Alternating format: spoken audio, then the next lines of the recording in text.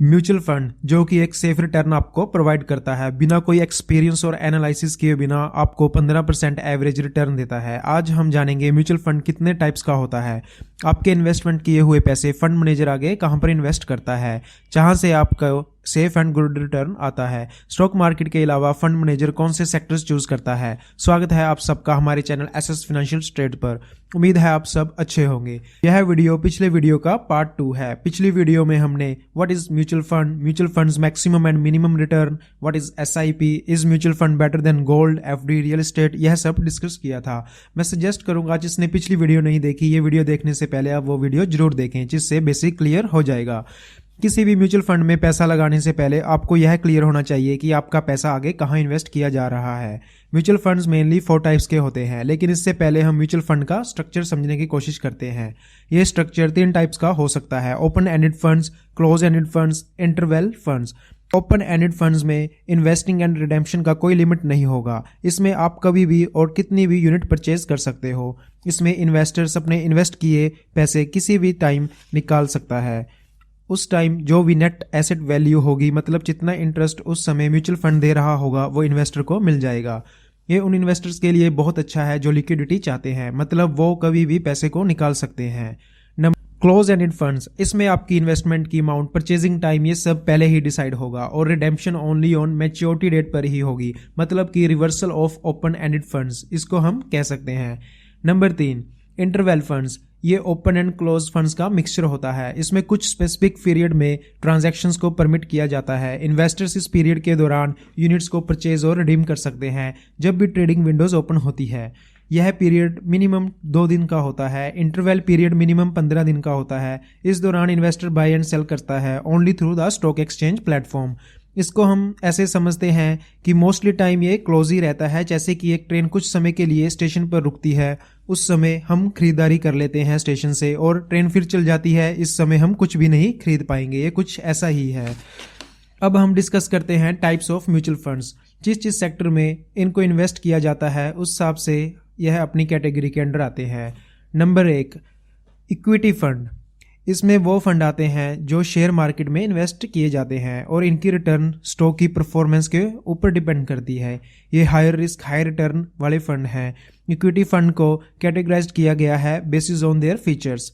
Stock market में large cap fund, मतलब कि बड़ी company, mid cap fund, medium size company, small cap fund, small company like new startup.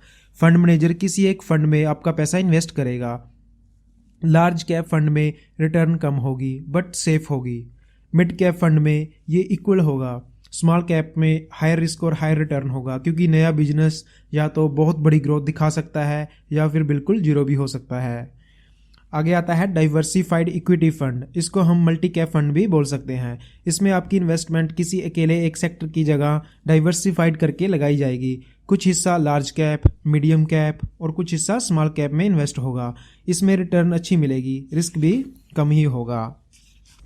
आगे आता है ELSS, equity linked saving scheme. इसमें fund manager mostly company securities में invest करता है, जिसमें कि प्रॉफिट पर 0 टैक्स देना होगा।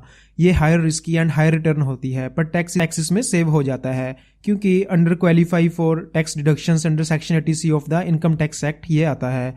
ये थे इक्विटी फंड्स। अगर आपका लॉन्ग टर्म होरिजोन है एंड हाई रिस्क एपिटाइट है तो आप इस पर रिसर्च कर सकते हो और इनमें इन्वेस्ट कर सकते हो।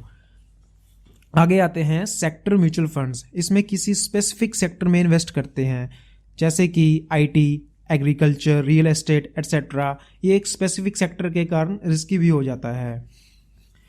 नेक्स्ट है index funds. Passively managed funds भी इनको बोला जाता है। ये मार्केट के प्राइस के अकॉर्डिंग वर्क करते हैं। फंड मैनेजर इनको नहीं देखता। निफ्टी, बैंक निफ्टी, सेंसेक्स के प्राइस के हिसाब से यह अप डाउन होते रहते हैं, मतलब कि इनका प्राइस मार्केट के ऊपर ही डिपेंड होता है। Number 2, debt instruments. इनमें लो रिस्क लो रिटर्न होता है। ये फंड्स डेट इंस्ट्रूमेंट्स में इन्वेस्ट किए जाते हैं, जैसे कि government bonds, corporate bonds, government securities, treasury bills, certificate of deposits etcetera.